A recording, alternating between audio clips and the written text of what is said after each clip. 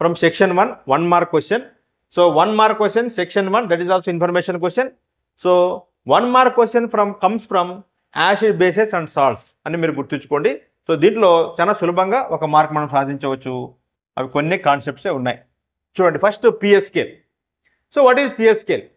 A scale used to measure hydrogen ion concentration in a solution is called PS scale అని మనం చెప్పవచ్చు. ఇది ఒక సొల్యూషన్లో హైడ్రోజన్ అయాన్ కాన్సన్ట్రేషన్ని మెజర్ చేస్తుంది అనమాట.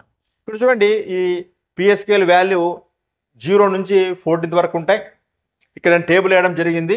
So pH values 0 to 6 are known as acids. So 7 is a neutral solution, 8 to 14 are bases. So again, acids can be divided into two types. 0 to 3 pH values are known as strong acids. So 6, 4, 5, 6 are weak acids.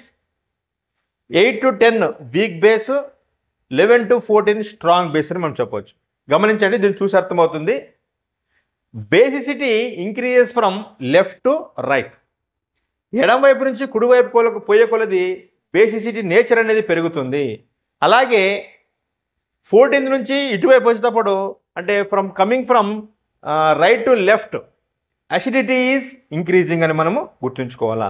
Value పెరిగే కొలది basicity పెరుగుతుంది, value తగ్గే కొలది acidity స్వభావం అనేది పెరుగుతుంది అని మనము గుర్తుంచుకోవాలి. సో ఇక్కడ మనం చూస్తేనే చెప్పొచ్చు, 0 నుంచి 3 స్ట్రాంగ్ యాసిడ్స్, 4 నుంచి 6 వీక్ యాసిడ్స్, 7 గుర్తుంచుకోండి న్యూట్రల్ సొల్యూషన్, 8 నుంచి 10 ఉంటే వీక్ బేస్, 11 నుంచి 14 ఉంటే స్ట్రాంగ్ బేస్ అని గుర్తుంచుకోండి. సో ఇదొక్క టేబుల్ ఇంత ఇన్ఫర్మేషన్ గుర్తుంచుకోవడం ద్వారా దీనికి సంబంధించిన ఆన్సర్స్ క్వశ్చన్ సులువుగా మనం ఆన్సర్ చేయవచ్చు. సో ఈ విధంగా ఇస్తాడు, గమనించండి. 2 ఉంటే మీ స్ట్రాంగ్ యాసిడ్. అలాగే చూడండి, సో పిహెచ్ వాల్యూ 12 ఉంది అంటే it is a strong base. PH value 8 ఉంది అంటే it is very near to the neutral కాబట్టి ఇది weak base. So pH value 7 ఉంది, so it is a neutral. So ఈ విధంగా 0 నుంచి 14 వరకు ఈ పిహెచ్ వాల్యూస్ వాటి యొక్క నేచర్ గుర్తుంచుకోగలిగితే మనము సులభంగా 1 మార్క్ సంపాదించే అవకాశం ఉంది. ఇలాంటి ప్రశ్నలు అడుగుతాడు. సో నెక్స్ట్ క్వశ్చన్ చూడండి. సో ఈ విధంగా observe the following table and answer the questions. So ఇక్కడ మనకు సొల్యూషన్స్ ఇచ్చాడు, దానికి సంబంధించిన పిహెచ్ వాల్యూస్ ఇచ్చాడు, కింద 2 ప్రశ్నలు ఈ విధంగా అడగడం జరుగుతుంది. ఇక్కడ చూడండి, gas juice 1, sodium hydroxide 14, water 7, milk of magnesia 10. Question చూడండి, which is used as antacid. Antacid, the name itself suggest it is against to the acid. Acid against ఉండేది ఏది? బేస్. యాంటాసిడ్లో ఏముంటుంది? బేస్ ఉంటుంది. ఇవ్వబడిన వాల్యూస్లో బేస్ 2 ఉండేది. ఇది sodium hydroxide 14, milk of magnesia 10. ఇది మరీ చాలా బేసిసిటీ ఉంది కాబట్టి ఇది కనుక తీసుకుంటే మనము ప్రమాదకరం. కాబట్టి దీనికి దగ్గరగా ఉండేది ఏమబ్బా అంటే మిల్క్ ఆఫ్ మెగ్నీషియా. సో యాంటాసిడ్లో ఏది ఉంటుందబ్బా అంటే మైల్డ్ బేస్ ఉంటుంది. So that is milk of magnesia. అలాగే which is neutral solution. So మనకు తెలుసు water is a neutral solution అని. So water is a neutral. 7 ఉంది కాబట్టి సొల్యూషన్ చెప్తాం. సో ఈ విధంగా సులభంగా 1 మార్క్ సాధించే అవకాశం ఉంది పిహెచ్ వాల్యూలు గుర్తుంచుకోవడం ద్వారా. సో నెక్స్ట్ చూడండి, indicators. So acid bases salt సంబంధించిన చాప్టర్లో అతి ముఖ్యమైనది ఇండికేటర్స్, సూచికలు. ఈ ఇండికేటర్స్ గుర్తుంచుకోవడం ద్వారా 1 మార్క్ సులభంగా మనకు వస్తుంది. ఇది కూడా వన్ ఆఫ్ ద ఇంపార్టెంట్. చూడండి, blue litmus, acids bases, blue litmus, red litmus, methyl orange, phenolphthalein ఏ విధంగా మార్పు చేస్తాయో గుర్తుంచుకుంటే సులభంగా 1 మార్క్ తెచ్చుకునే అవకాశం ఉంది. చూడండి, దీనికి సింపుల్ ఒక టిప్ చెప్తాను. యాసిడ్స్ అంటేనే మనకు వెరీ డేంజరస్ అని అర్థమవుతుంది. యాసిడ్స్ డేంజర్ సిగ్నల్ ఏమి? రెడ్. కాబట్టి బ్లూ కనుక రెడ్గా మారుతుంది అని యాసిడ్ అని గుర్తుంచుకోండి.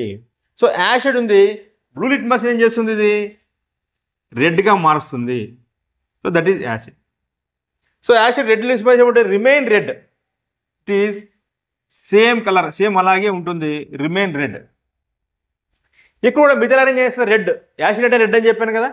సో మిథైల్ ఆరెంజ్ ఏం చేస్తుంది? రెడ్గా మారుతుంది. సో ఫినాప్థలిన్లో నో కలర్. చూడండి, యాసిడ్ కాలంలో ఏమున్నాయి? రెడ్ సేమ్, నో కలర్ ఉంది.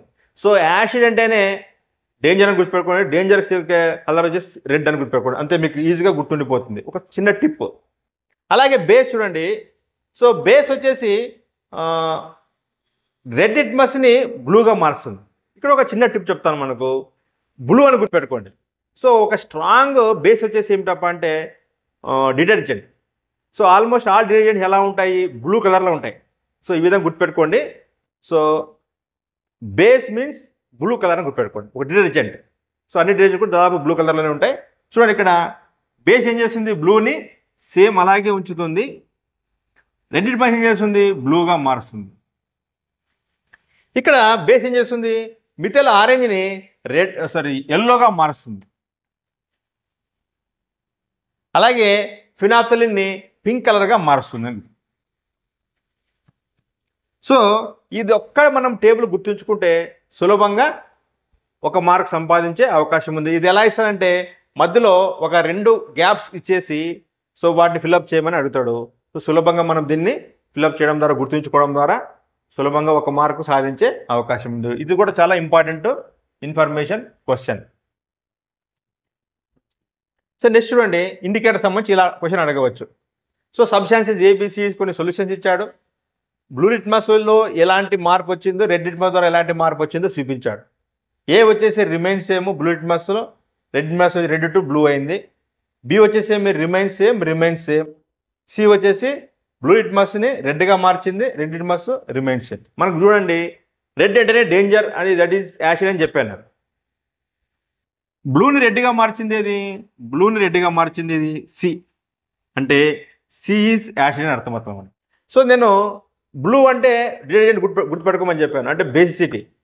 సో రెడ్ని బ్లూగా మార్చింది ఏది, ఏ. సో ఇది యాసిడ్, ఇది బేస్.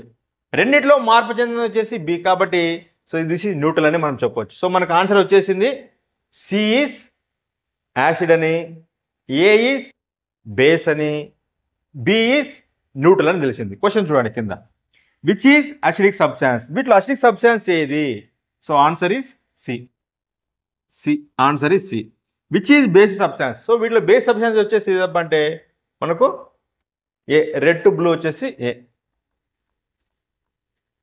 సో ఈ విధంగా మనకు ఒక టేబుల్ ఇచ్చి కింద సులభంగా ఆన్సర్ చేయవచ్చు, తద్వారా ఒక మార్క్ పొందే అవకాశం ఉంది. One of the very very important question, information question in acid bases. So next చూడండి, సాల్ట్ సంబంధించిన, సో ఇది చివరి టేబుల్ వెరీ వెరీ ఇంపార్టెంట్, దీని నుంచి ఒక క్వశ్చన్ వచ్చే అవకాశం ఉంది. సో ఒక 4 ఇంపార్టెంట్ సాల్ట్స్ ఉన్నాయి మనకు సాల్ట్స్లో. సో వాటి యొక్క ఫార్ములా, వాటి కామన్ నేము, వాటి యూజెస్ గుర్తుంచుకుంటే దీనిలో నుంచి కూడా మనకు 1 మార్క్ క్వశ్చన్ అడిగే అవకాశం ఉంది. గమనించండి, సోడియం కార్బోనేట్ Na2CO3, దాని యొక్క కామన్ నేమ్ వాషింగ్ సోడా అంటాము. దాని యూజెస్ వచ్చేసి గ్లాసు, సోపు, పేపర్ ఇండస్ట్రీలో దీన్ని ఉపయోగిస్తారు. అదేవిధంగా బొరాక్స్ మ్యానుఫ్యాక్చరింగ్ కోసం ఉపయోగిస్తారు. అదేవిధంగా క్లీనింగ్ ఏజెంట్గా దీన్ని వాడతారు. అదేవిధంగా it is used as A removal of hardness of water యొక్క హార్డ్నెస్ తొలగించడానికి కూడా దీన్ని ఉపయోగిస్తారు. ఈ 4 గుర్తుంచుకోండి. సోడియం బైకార్బోనేట్ ఫార్ములా Na2CO3, దీన్ని బేకింగ్ సోడా అంటారు. సో దీని యొక్క యూజెస్ వచ్చేసి బేకింగ్ పౌడర్ తయారు చేయడానికి యాంటాసిడ్లోను, యాంటీసెప్టిక్లోను, తర్వాత ఫైర్ ఎక్స్టింగ్విషర్లోను దీన్ని ఉపయోగిస్తారు. సో మూడవది బ్లీచింగ్ పౌడర్, దీని యొక్క ఫార్ములా CaOCl2, దీన్ని బ్లీచింగ్ పౌడర్ అంటారు. సో దీని యొక్క యూజెస్ వచ్చేసి బ్లీచింగ్ కాటన్, వుడ్ పల్ప్, వీటిని బ్లీచింగ్ చేయడానికి ఉపయోగిస్తారు. Used as a oxidising agent, దీన్ని ఆక్సిడైజింగ్ ఏజెంట్గా కూడా వాడతారు. వాటర్ ట్రీట్మెంట్లో జెమ్స్ని కిల్ చేయడానికి దీన్ని వాటర్ ట్రీట్మెంట్లో, డ్రింకింగ్ వాటర్ ట్రీట్మెంట్లో ఉపయోగిస్తారు. చివరిగా ప్లాస్టర్ ఆఫ్ ప్యారిస్, దీని ఫార్ములా CaSO4H2O, దీన్ని POP అంటారు. సో దీన్ని ఉపయోగం ఏమిటంటే సపోర్టింగ్ బోన్ ఫ్రాక్చర్స్, మనకి ఎక్కడైనా బోన్స్ ఫ్రాక్చర్ అయితే దాన్ని సెట్ చేయడానికి POP ద్వారా దాన్ని కట్టు కడతారు. తర్వాత మేకింగ్ టాయ్స్, దీని ద్వారా ఆట బొమ్మలు తయారు చేస్తారు, డెకరేషన్ చేస్తారు. అదేవిధంగా స్మూత్ సర్ఫేస్ గోడలకి స్మూత్ సర్ఫేస్ చేయడానికి కూడా దీన్ని POPని ఉపయోగిస్తారు. ఇది ఒక బాక్స్ మీరు గుర్తుంచుకోండి, దీని నుంచి కూడా క్వశ్చన్స్ వచ్చే అవకాశం ఉంది. చూడండి క్వశ్చన్స్ ఎలా ఉంటాయంటే, సబ్స్టాన్స్ ABCD ఇచ్చాడు, ఫార్ములా ఇచ్చాడు Na2CO3, CaOCl2, NaCO3, CaSO4H2O. చూడండి ఇది washing soda, bleaching powder, baking soda, plaster of Paris POP. చూడండి, which substance is used supporting fractured bones. So ఎముకలు కట్టడానికి దేనికి ఉపయోగిస్తారని మనకు తెలుసు, పిఓపిది. So answer is D. So రెండవది, which substance is used to treating drinking water. అంటే తాగునీటిని శుద్ధి చేయడానికి దేన్ని ఉపయోగిస్తారంటే, సో మనకు CaO, Cl2 bleaching powder. So answer is B. So which is used in removal of water hardness. నీటి యొక్క కఠినత్వాన్ని, హార్డ్నెస్ తొలగించడానికి ఉపయోగించే సాల్ట్ ఏదబ్బా అంటే Na2CO3. సో దీన్ని వాషింగ్ సోడా అంటారు. So answer is A. So చివరిగా, which is used as oxidizing agent. So వీటిలో oxidizing ఏజెంట్గా ఉపయోగించేది ఏది అని అంటే CaO, Cl2 ఆక్సిడైజ్ ఉపయోగిస్తారు. Answer is B. సో ఈ విధంగా మనం సులభంగా ఈ 4 సాల్ట్స్ వాటి యూజెస్ కనుక గుర్తుంచుకోగలిగితే మనం సులభంగా 1 మార్క్ తెచ్చుకునే అవకాశం ఉంది. ఇది 1 మార్కు ప్రశ్న, one of the important information question అని మనం గుర్తుంచుకోవాలి.